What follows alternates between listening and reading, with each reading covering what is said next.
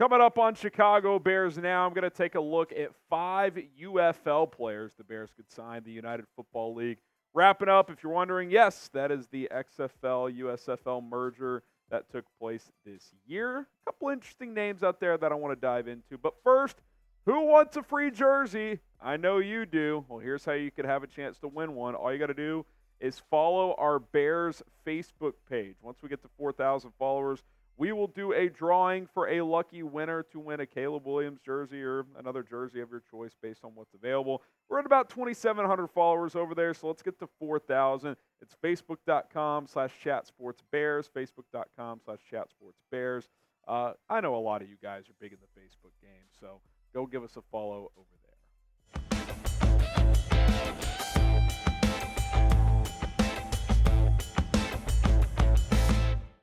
Bears Now is presented by Roan. If you're looking to upgrade your wardrobe, look no further. Roan.com/chatsports. Code chatsports going to get you 20% off at checkout. All right, I'm Harrison Graham. Some of the UFL deals that have taken place so far, about 10 players off the board. Ricky Person, Jacob Saylors, a couple of running backs that got signed today. Daewood Davis to Carolina. Liam Fornadel, the offensive lineman, signed with the Patriots. Jaryd James Smith to the Falcons. Jalen Redmond, the defensive lineman, to the Vikings. Dondrea Tillman to the Broncos. Willie Harvey, the linebacker, to Dallas. Gareon Conley, corner, to Dallas. That must have meant what Jerry Jones meant when he said they're all in on the UFL. And then Jake Bates, who can actually launch the ball, he signed with Detroit here in the NFC North. So let's take a look at 5 players still out there from the UFL that I would have some interest in if I was Ryan Poles. Let's start with Hakeem Butler, the wide receiver who won Offensive Player of the Year this year. He's an intriguing talent, man. I liked him a lot coming out of college.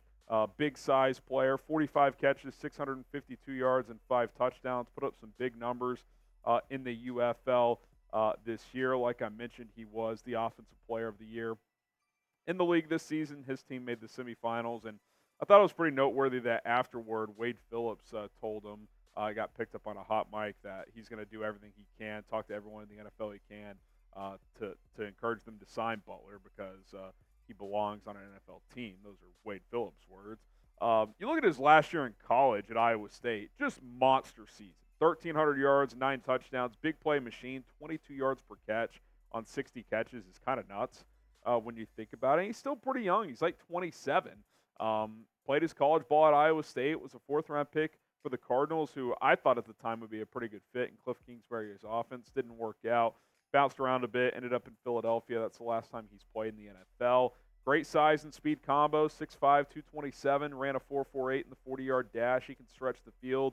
Has some drop issues, likes to catch with his body sometimes, but he can high point the football, play on the boundary. I think you can play him in some big slot. And when I think about the depth of the wide receiver position in Chicago right now, other than Colin Johnson, who I think has a decent shot at making this football team, you don't really have that big body receiver. So Butler could kind of give you a different look at receiver on the outside, battling for a roster spot. Obviously, he'd have to beat out a guy like Colin Johnson and maybe a guy like Velus Jones, different skill set, but I think he'd be a guy worth bringing in with his size and speed combination. So what say you? Should the Bears sign Hakeem Butler, type S for sign, or type P for pass? Let us know what you think down in the comment section below.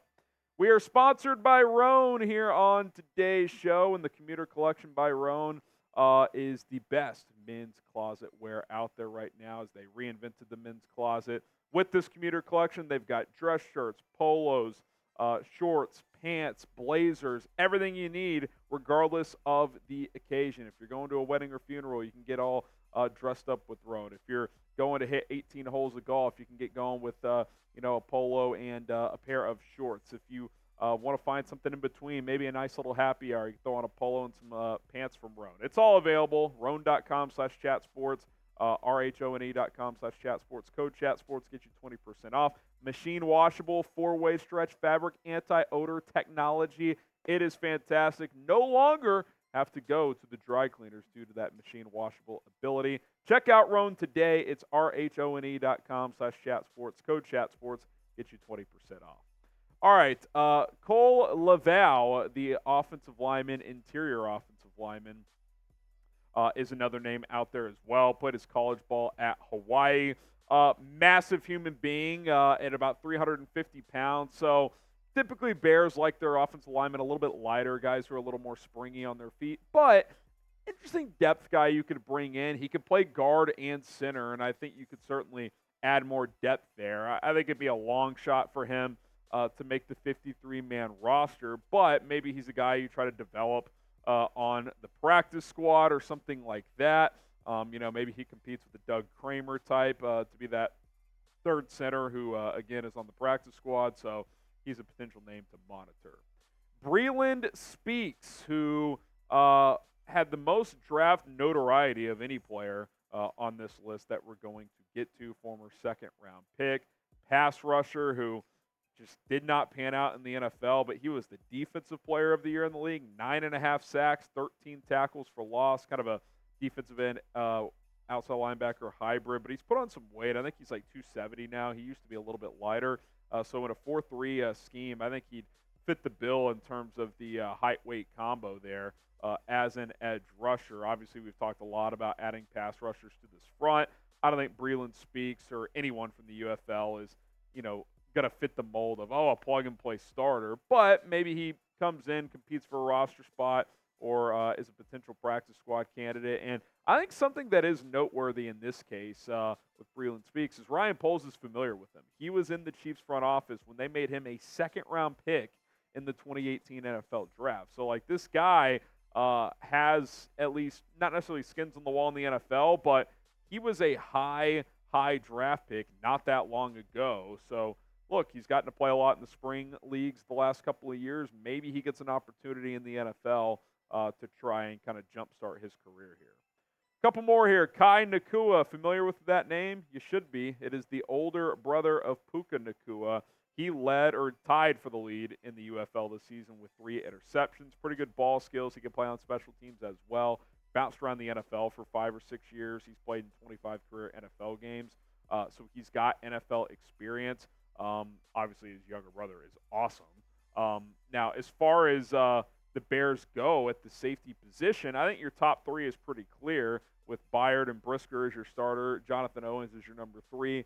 I would give Elijah Hicks and or Quindell Johnson the inside track to be your number 4 safety, but I definitely think that's still up in the air, and maybe a guy like Kai Nacua with his NFL experience comes in and pushes for that spot.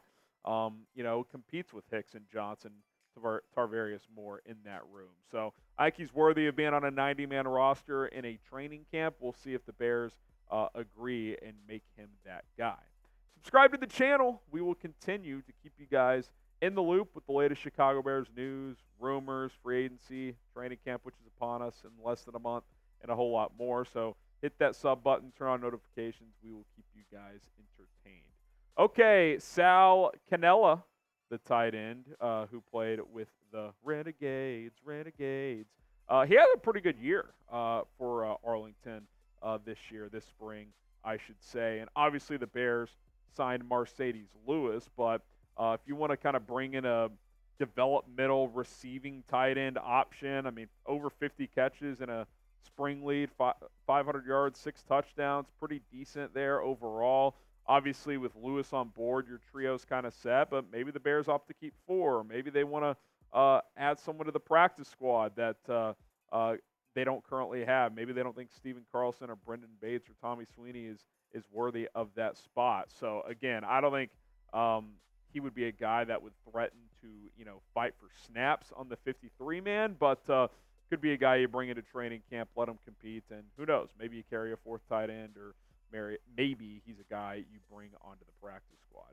So name a player the Bears should sign, UFL or otherwise. Obviously, I know a lot of you guys want to bring back Yannick Ngakoue. I wanted Calais Campbell, but that ship has sailed. He signed with Miami. Drop a name down in the comment section below. That's going to do it for Chicago Bears Now. Appreciate you guys tuning in. If you want to hit me up on social media, at HGramNFL, Instagram and Twitter, that's where you can find me. Until next time, Bear down.